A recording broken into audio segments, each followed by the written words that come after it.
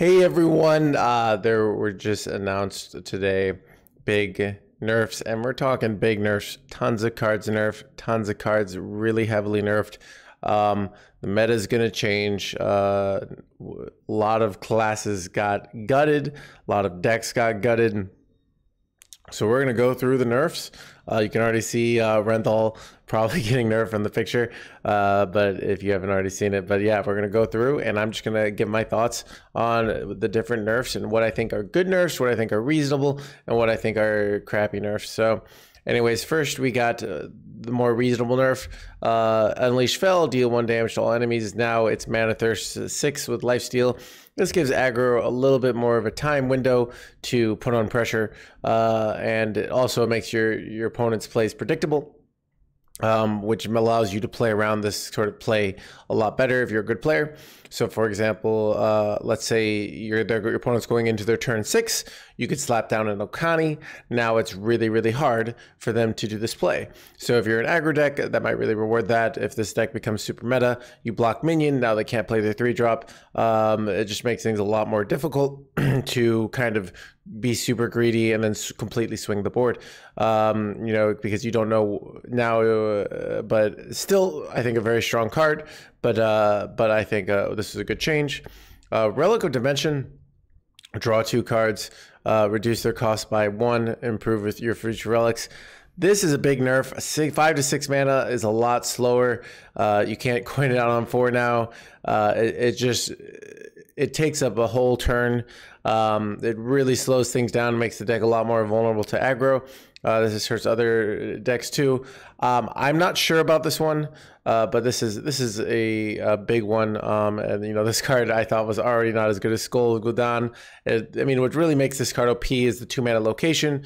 Remember, the location was originally 3 mana, so I think kind of bringing the overall set into a line of power level, but still a very strong card. Next, we got a new Recon. Gain 8 armor. Your next 3 minions this turn cost armor instead of mana. This seems very reasonable in that sometimes it's actually better when you're just trying to use it to develop stuff.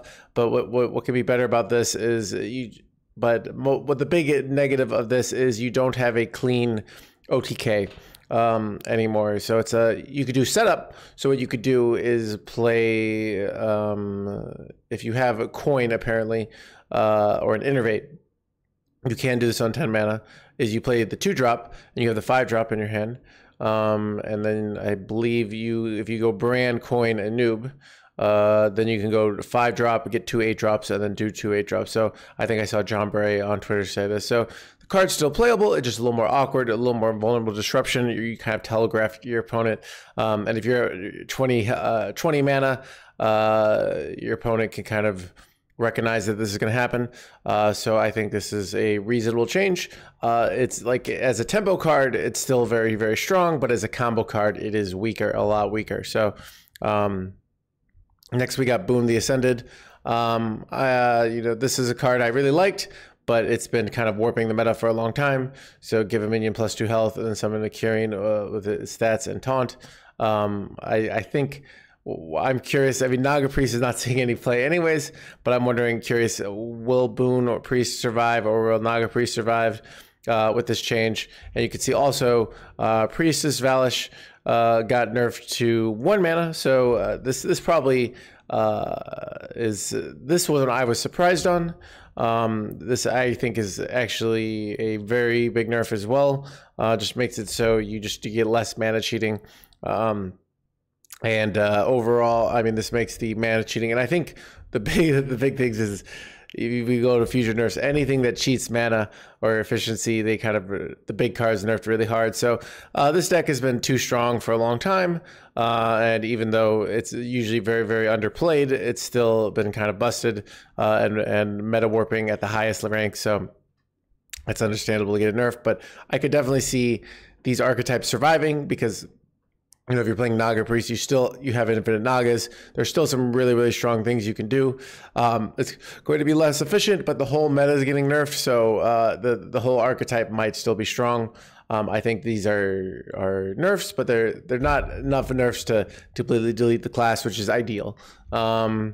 Next, we got Draka and Sinstone Graveyard, nerfed to 5 mana and 3 mana. I think this is a huge nerf. The Sinstone Grave, I think it could have survived. The deck could have survived 1, but 2 is going to be really, really tough. Because it's an efficiency deck. It's a deck that's looking to pop off as fast as possible. Getting the Draka, if you play the deck, is often awkward anyways, because you have to get it down and do stuff, because often, well, if you need a full 5 mana, well, then what are you going to do for a turn on an earlier turn? It just makes things tougher. So I feel like this archetype it's just going to be dead in the waters. Sinstone Graveyard at 3 mana is really big. You know, you can't go Shroud now. You can't go this into Shroud, so you can't squeeze it in. So it's just too much setup. I think this whole archetype is completely gone, gutted, deleted. I don't think this deck will survive at all. Certain like archetypes, you know, I think Boon Priest, it's 1 card, and you know, you already have mana cheating. I still think you could easily just do this, and these are kind of similar decks of like the all-in stuff, but this Necrolord deck, I just think is not going to be efficient enough. You're going to get a smaller Draka down. You're going to be vulnerable to Viper. Like, you know, I think an aggro deck will just go under it very, very easily. I think this deck is dead. So it's, I don't know what this deck will beat anymore. You know, maybe you can find some, I don't know. It doesn't beat anything. So this deck, these cards, you know, I don't really play this archetype much, but I could have seen, you know, maybe you make one of these nerfs, and then, or maybe you make this 4 mana, but equip a 0/3 dagger, so it's a little bit weaker of a dagger. Maybe you could have done 2. Something seems very strong here. Next, it gets worse for Rogue.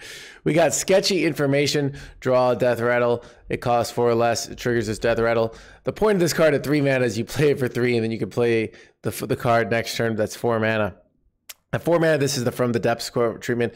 I always say, I've done, especially like with reviews with Monsanto, 4 mana cards need to be ridiculously OP, and this is just not OP enough. You having to coin this out on 3 or play it on 4, then you do another clunky play on 5, and you're just dead to any aggressive deck. A non-aggressive deck now has so much time to deal with your threats. And I think they wanted to delete this deck because it was crushing the low ranks. But I like this deck. I thought this deck was fun. I thought this deck was, I like all the obnoxious Death Rattles. And you can see the Forsaken Lieutenant, 3 mana. It's so weak now. So this whole Death Rattle archetype just got gutted. I'm kind of surprised. These ones I was very surprised on. Yeah, this deck is dead. So there's people saying, oh, you can still play Jackpot Rogue, and that's what people play, the Thief Rogue build. This one, I'm surprised they just went really, really hard on these, and they're just gone. You won't be seeing these again. Like, these are way too strong of nerfs. Now, if they decide we don't want these decks to exist, that's what they did. So, you know, this might give opportunity for other decks to come in. But the reality is these cards, this is why when people say, what is this deck a safe craft in week 1? I often say no, because if you crafted Death Rattle Rogue, I have bad news for you. You're never going to be able to play again, at least not win with it. So anyways, next we got Renathal. Your deck size is 40, your starting health is 35. I'm sad about this one. It's I like Renathal. I know there's team Renathal, there's team not Renathal. It still might see play because decks actually can benefit from 40 cards in certain ways. But overall, I'm sad they gave in. And I liked this. So I think they created an unholy class, and they want aggro to matter. And Renathal definitely makes it hard for aggro decks to get that 40 damage in. So yeah, it's a huge nerf. The game, this will completely change the game. Certain decks I think will be okay. We'll use the 35 health. A lot of decks will go back to 30 for consistency. But it's definitely, you know, part of the reason you now run Prince Renathal is you actually like 40 cards, I think. So certain cards, like I'll probably still play Plaguebringer Priest with 40 cards, because having additional fatigue in the mirror matters. So yeah, Next, we got this Tome of Tambourine, Banned and Wild, and then we have some buffs. First, we have Corpse Ride, spend up to 10 corpses. Summon a Risen Groom with stats equal to the amount spend. So if you can get a lot of corpses really efficiently, this can be strong. But I kind of consider this, I did think the card was too weak before. You can get a 10-10, so in certain matchups, but this doesn't have taunt once again. And you have to have a deck where, you know, you have a lot of corpses to make this playable. And it just, what's hard is like, well, if I have a deck that also uses corpses, then this is less reliable. But if I have a deck that doesn't use corpses, so this is reliable, then the problem is, well, what happens when I don't draw this? I have all these useless corpses. So I'm still not really convinced by this, but I think it was a good buff overall. I would like to see this get taunted, kind of like Abyssal Spectre. Next, we got Malignant Horror. At the end of your turn, spend 4 corpses to summon a copy of this minion with Reborn. So it can pretty much be infinite because if these die, you get more. So it can be really, really annoying. It's slow and it's hard to kill people with it, but it's really, this card looks really, really annoying. You put maybe you put the taunt guy, I'm blanking on his name, the 4-drop. Used to be a 2/3, now it's a 3/3, and you give your minions taunt, and you just make this annoying board. I remember it says summon a copy, so you could give a taunt to the copy, and it would have more copies. So I think this card could be good. We'll see. It certainly looks annoying. Next, we've got Meat Shredder. They upgraded to 4 corpses. This card seemed very bad before. Running a 3-mana 3/4 in Hearthstone 2022 doesn't cut it. But yeah, it's now it's 4 courses. And Blightfang, this card I think is already OP. This is a weird buff where it's like we're gonna make this card more OP. The health was never the issue, so it's a really weird buff. And then I actually do like this next one. The Stitch Giant costs 1 less for each corpse you've spent this game, so it's easier to get down these corpses and easier to get down these Stitch Giants. That buff seems very reasonable.